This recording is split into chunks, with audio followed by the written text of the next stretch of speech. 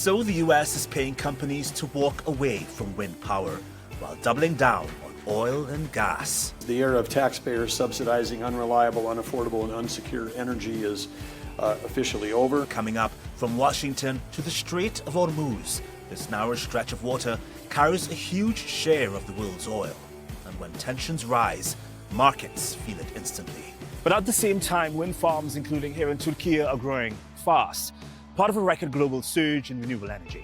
This wind farm is one of Istanbul's first wind power plants. It is a 93 megawatt wind park. So are we holding on to a system that's starting to crack, or finally building something that's a bit more stable? The installed capacity of renewables have broken new records. Renewables, though, still require supply chains, they require minerals and infrastructure. Is a renewable system truly insulated from geopolitical risks? Energy is extremely sensitive because it is necessary for anything we do in the world. Just 2 degrees is on. Now, are you worried about the way the world is going? There are lots of people who doesn't agree with President Trump in terms of his opinions about wind. The windmills are driving the whales crazy.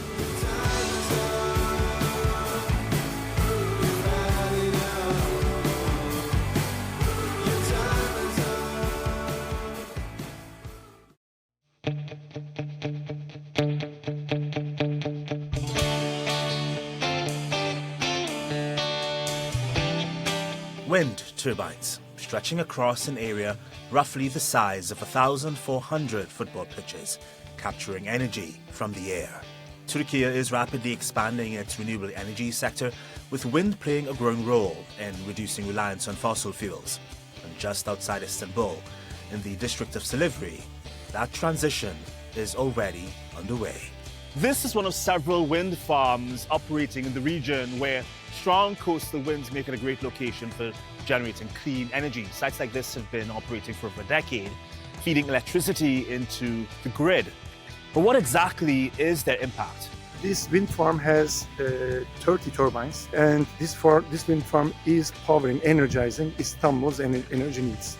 So from this power plant, we are providing electricity to more than 100,000 people. Are you serious? People. Wind power is often seen as one of the fastest ways to scale up clean energy. But it also depends on the right conditions, from location to infrastructure and investment. All wind turbines have a starting range, which is between 3 to 3.5 meters per second of wind. So when the wind met that minimum requirement, then the turbines start rotating, and it goes up to 30 meters per second wind speed. So then, how stable are these in terms of giving? Well, it's slowly moving right now. How stable is the energy coming from these windmills? In fact, it is quite stable because it is quite foreseeable and predictable. There are meteorological models where any wind power plant operator is following and utilizing during its operation.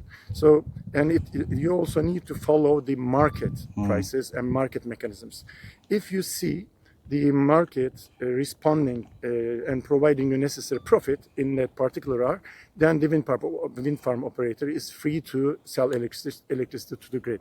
So, of course, there needs to be sufficient wind to start it. And how the operator provides stable energy to the grid is, in fact, with the automation systems we have. So once the wind is strong enough, the windmills automatically start turning. Exactly, within power plant. So all data is being collected at the command center, at the heart of the wind power plant. Plus, that command center is in close communication with the grid operator. So grid operator follows all similar power plants throughout Turkey, throughout the region, and depending on a change in the electricity output from a power plant, they are activating another power plant, so that if there is anything missing in the grid, the electricity or frequency can be provided from another power plant. So these are like renewable power plants, so solar, wind have such fluctuations. But since we can predict and automate it, grid operator has the option to balance necessary electricity from a gas power plant, from hydropower plant, or from storage, which is a new application, new technology, as you know. And it is being very widely utilized, not only in Turkey, but also in Europe and other countries. And Turkey starts now investing in storage. How important is wind energy to Istanbul specifically? How much energy does it get, the city? It is in fact quite important, because the most important thing with renewables is it can be generated where it is consumed. So that means you lose a minimum amount of electricity during the transfer of electricity on the grid, on like medium voltage or high voltage grid. So since the consumption of Istanbul is like here in the area, and the generation is here, then it supports itself. And when you look at the wind potential in and around Istanbul, it is vast. Istanbul has approximately 1,000 megawatts of wind power plants already in operation. And in the coming 5 to 6 years, we expect that to be increased minimum like 50%. And also we can consider the Trace region, Kırklareli, Edirne, and Tekirdağ. With all these, we will be creating, and Turkey is going to create a self-sufficient Trace with all these investments. You know, people have been questioning the significance of renewable energy, especially since US President Donald Trump returned to the White House and made federal changes to US climate policy. His administration made a controversial deal with energy giant TotalEnergies, paying the company nearly $1 billion to abandon offshore wind projects in the US. Under the agreement, which was announced in March, TotalEnergies will give up 2 wind leases off the US East Coast, one near North Carolina and another near New York. Together, those projects could have powered more than 1 million homes. But the company says offshore wind in the US is too expensive, so it plans to invest in fossil fuels, including a major liquefied natural gas project in Texas. And we're partnering with TotalEnergies to unleash nearly $1 billion that was tied up in a lease deposit that was directed towards the prior administration's subsidies that were pushing expensive weather-dependent offshore wind. With this agreement, we're allowing this great company to redirect those dollars that had been paid into the Treasury towards affordable, reliable, and secure oil and natural gas production. So what we will do is, in fact, the idea is to release these 2 concessions back to the government.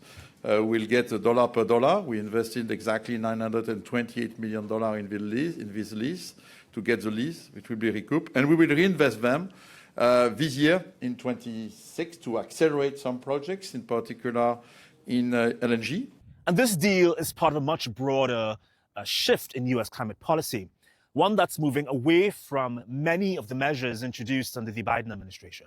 The climate crisis is about human security. President Joe Biden made climate action a central priority. His administration pushed to rapidly expand renewable energy, especially offshore wind, while investing billions in electric vehicles and green technology. By maintaining those investments and putting these people to work, the United States sets out on the road to cut greenhouse gases in half by the end of this decade. But since returning to office, The windmills are driving the whales crazy. Donald Trump has moved quickly to reverse that direction. My plan will terminate the Green New Deal, which I call the Green New Scam. Greatest scam in history, probably. His administration has prioritized oil, gas, and coal while freezing new offshore wind development.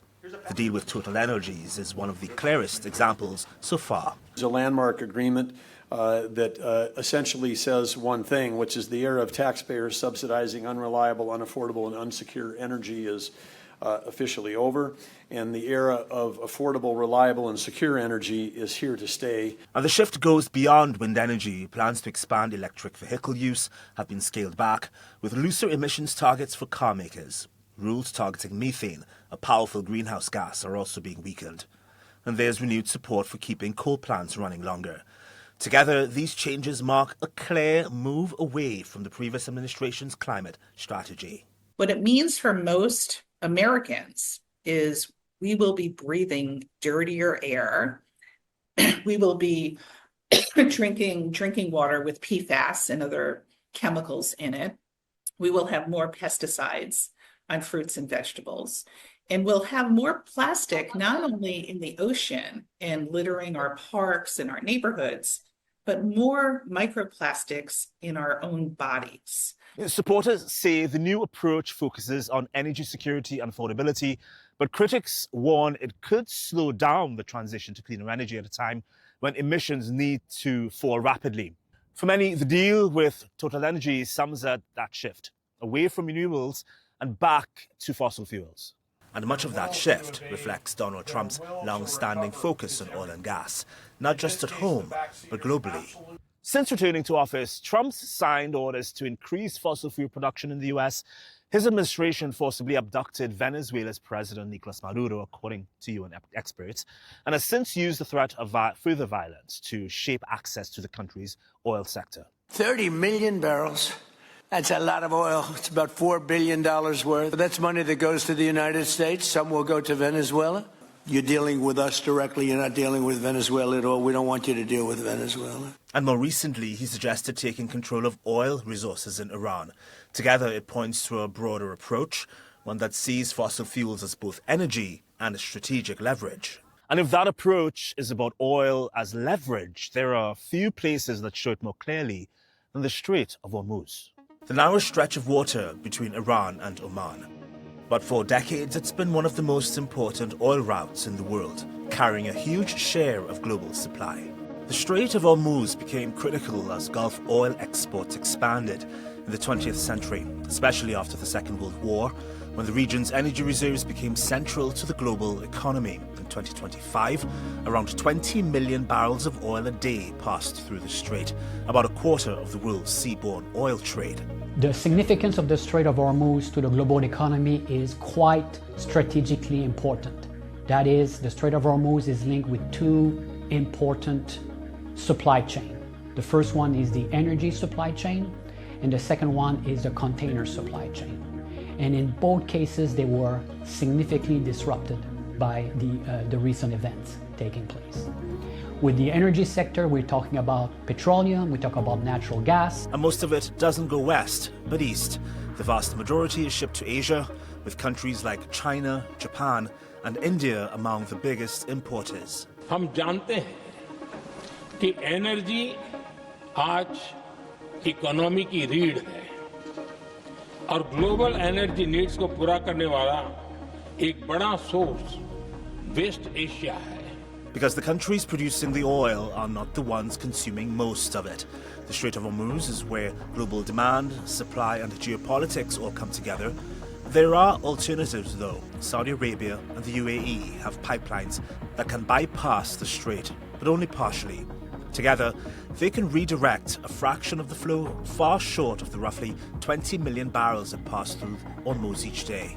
And that also exposes a vulnerability, because so much of the world's oil still depends on a single narrow passage, one that can be disrupted by conflict, tension, or even the threat of it. From energy to food, because actually farmers depend on fertilizers, and there's a lot of fertilizers that are being produced in the region. In recent years, even small escalations in the region have sent prices rising and markets reacting almost instantly. So while fossil fuels are often framed as a source of energy security, the Strait tells a different story, one where supply can be fragile and heavily exposed to geopolitical risk. Let's go back to the 1980s and the Iran-Iraq tanker war.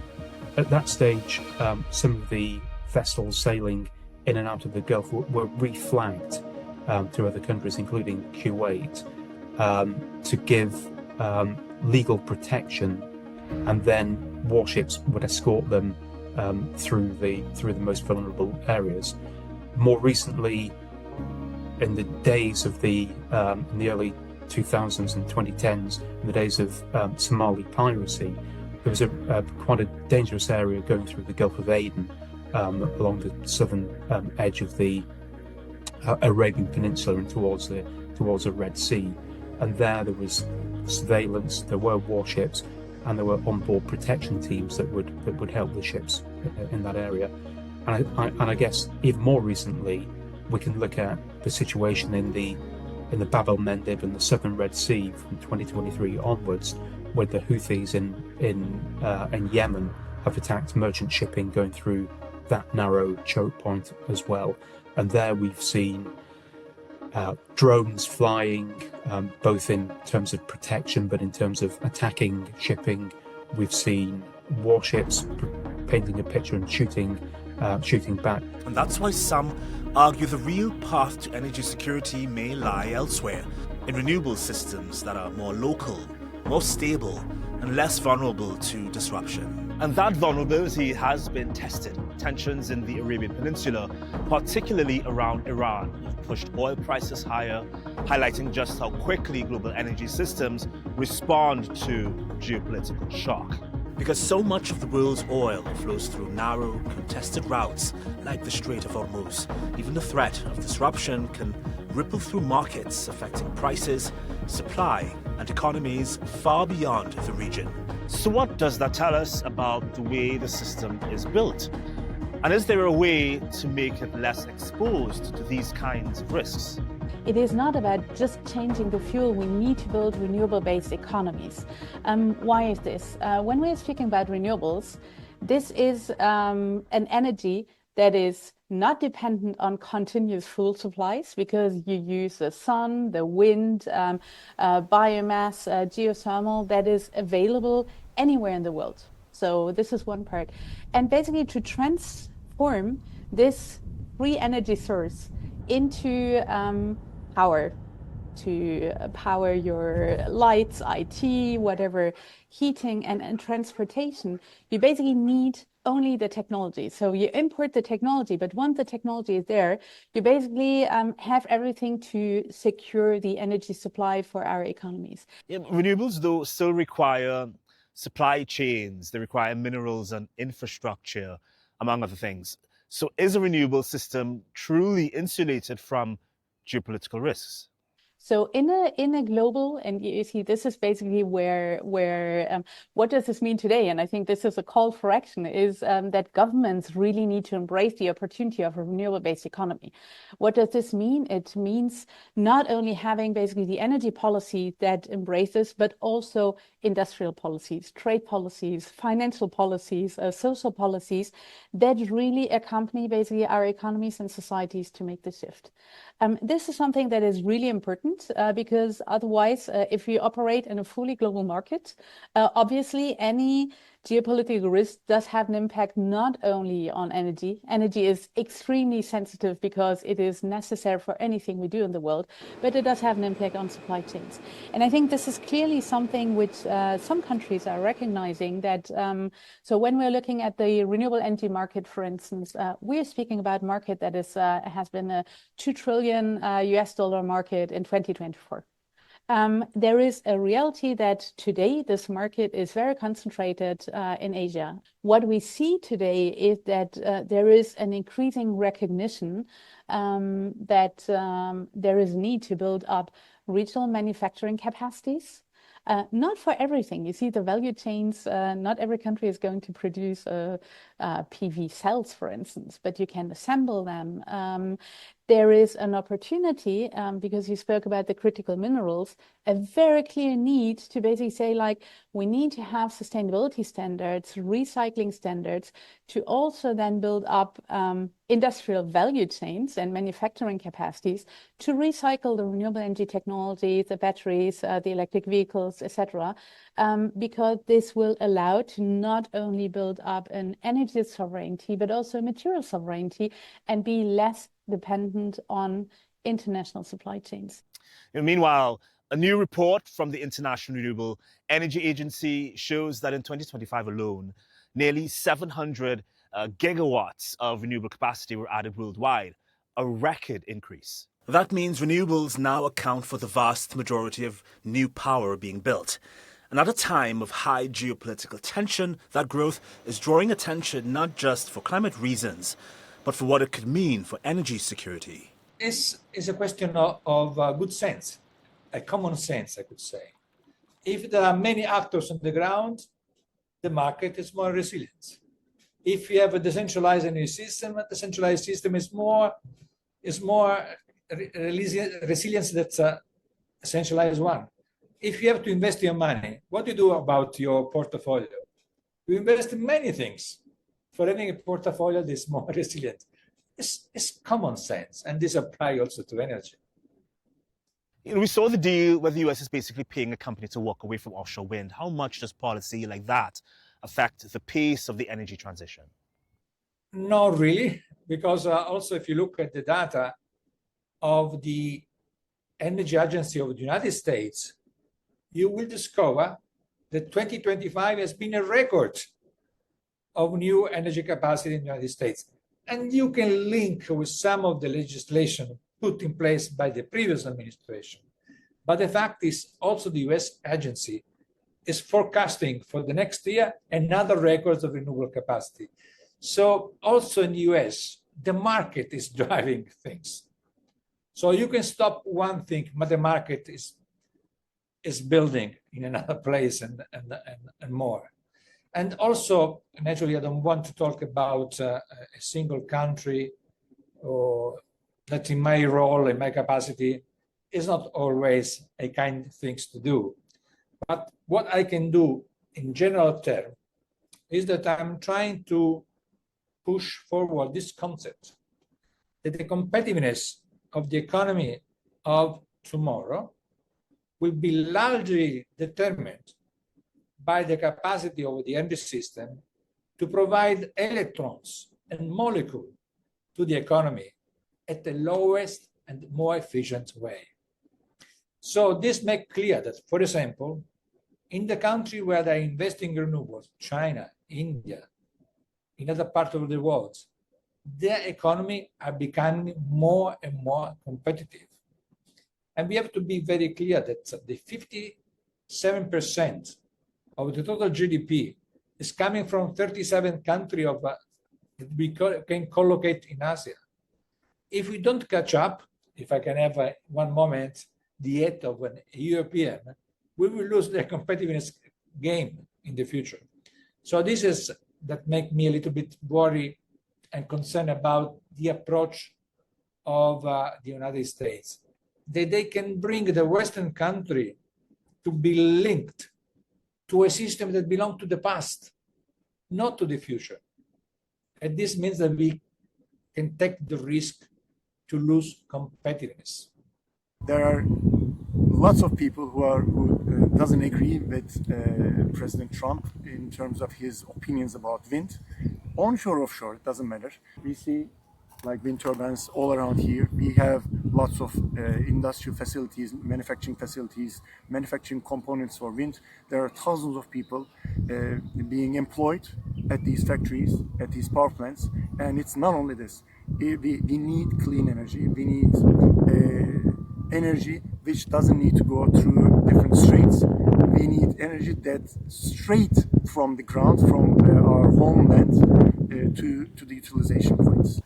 Are you worried about the way the world is going? Because, as we're filming this interview, there's a huge war going on in Iran.